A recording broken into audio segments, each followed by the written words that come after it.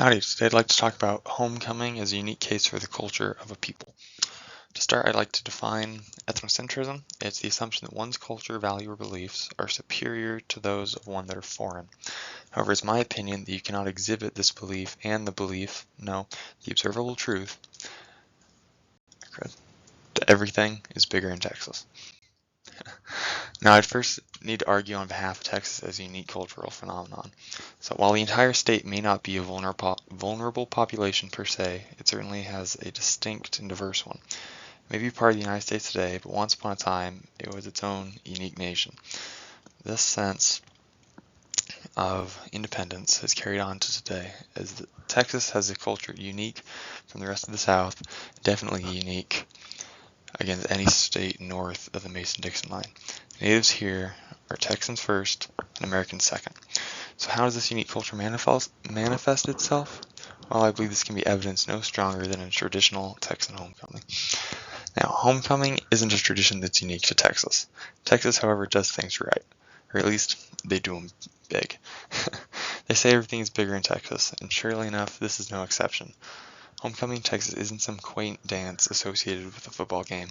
It's a huge event. Now, the event starts with a mum. So roughly a century ago, the idea of a guy giving a girl a mum, a type of flower, for homecoming originated.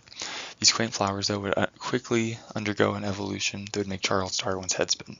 Today's mums, decorated with ribbons, toys, or lights, are often larger than the person wearing them. They'd be made to suit the school's colors, a lady's hobbies, or universal standards for joy, such as Whataburger. Guys will wear smaller versions on their arms known as garters. These corsages of the Frankenstein variety will be worn to the school on day of homecoming, to the dance, and to the football game. Speaking of football games, no homecoming is complete without a raucous crowd and a great game. Friday nights are best spent under the lights, watching your local team duke it out with a nearby town. Football isn't just a sport in this part of the country. Football is a religion. We practice it.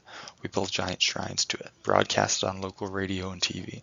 And we speak of our school's 100-year-old loss and a state championship with more reverence than we do of Christ. And yes, the Schoen Stadium is a high school stadium.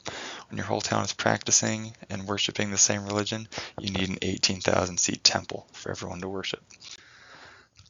So what? Well, truth be told, not much. Things just run a little differently in the Lone Star State is all. We like to think we're born like this, but honestly, being a Texan is no more genetic than it is a nationality.